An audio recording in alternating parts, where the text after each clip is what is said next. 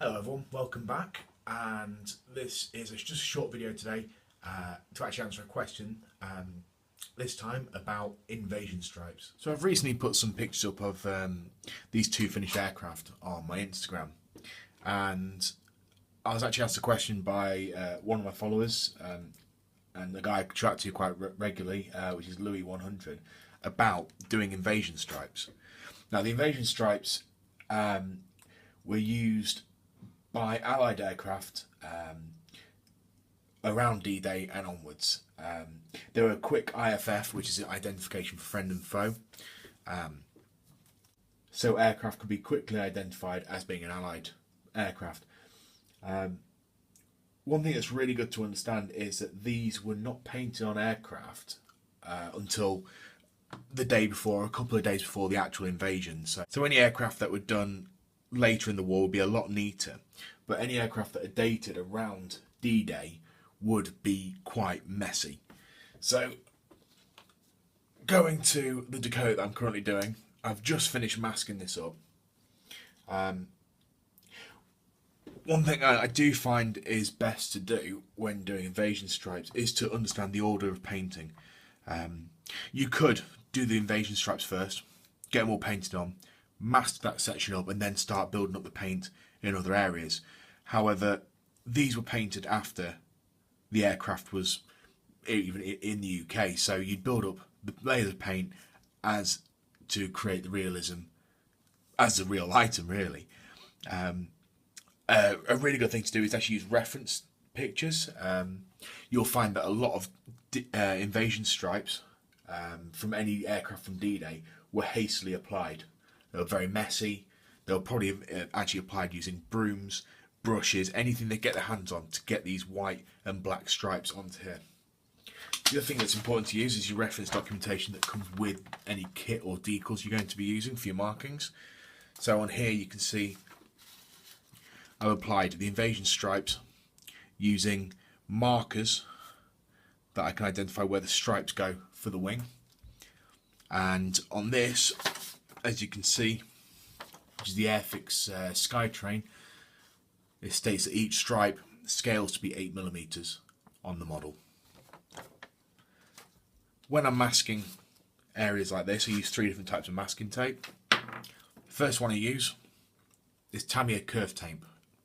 This is really important to use it, and you cannot replicate what this does with, say, normal precision masking tape. When you're doing the fuselage bands on a tapered surface, if you applied a flat tape like this, which isn't flexible, you'll end up with the actual tape coming across at an angle, and you'll never get a full perfect band around the fuselage. That's why this tape's so important. It just gets you such better results when you're doing around the fuselage areas like this. Once I've put this, the precision tape, curve tape, on, I'll then put a few rows of this tape on, just your standard sort of precision masking tape. This is fairly cheap stuff from a local pound shop. I apply a few rows of that on, and then once that's done, I apply this, just normal house masking tape. What I do when I'm using this, I never actually push it onto the paint. I'll rub it onto the areas that are taped like so. So when I apply it, it's actually stuck to an area that's taped. Once you've applied all your tape, start with black, give it a coat of almost black. I actually use Panzer Grey, which you can see there is Vallejo RAL 7021 black grey. I actually use that and then touch it up with a bit of black added to that colour, and I do the same with the white as well. Once I've done that, I mask up the black areas over, and then I'll go on with white, really thin coats, building it up so you get a nice sort of mottled effect, so it's not bright white. Like I said before, these markings were applied quite hastily and quite roughly onto the aircraft, so it's good to try and replicate that.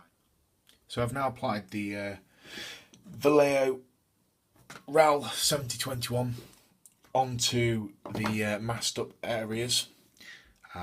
This also includes the anti-icing strips on the leading edges of the wings and the tail here.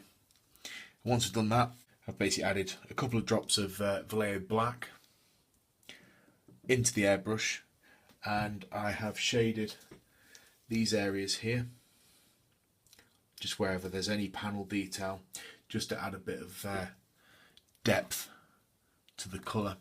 Now what I'm going to do is mask up the stripes onto here, and so all that's left to do is spray the white onto that. So now I've got masking tape in the areas which are to remain as black stripes as per the diagram. I've been doing a bit of quick maths there as well.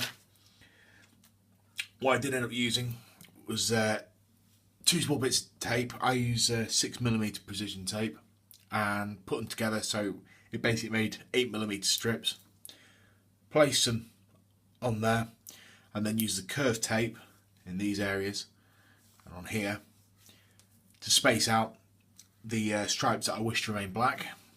And now it's ready for spraying on the white. So I've now removed the masking tape from the model. As you can see, it's left a nice mottled pattern on the white areas of the invasion stripes, and you can still see the dark shadowed areas that I've put on there on the black areas. There's the underside of the model as well. The only thing I'm not too happy about is I seem to have left that strip there a tad wide, but that's something I can deal with, I think. There's the underside. I think that looks pretty tidy actually. Pretty pleased with that. So I hope that answers your question, Louis. These techniques regarding masking can be used for any sort of fuselage band or stripe on any aircraft, or even any other sort of model as well. Don't forget to like and subscribe. Thank you for watching once again. If you disagree with anything I've said, or you have anything to further on the comments, or any other hints for people, leave them down below and let us know what you think as well. Thank you very much.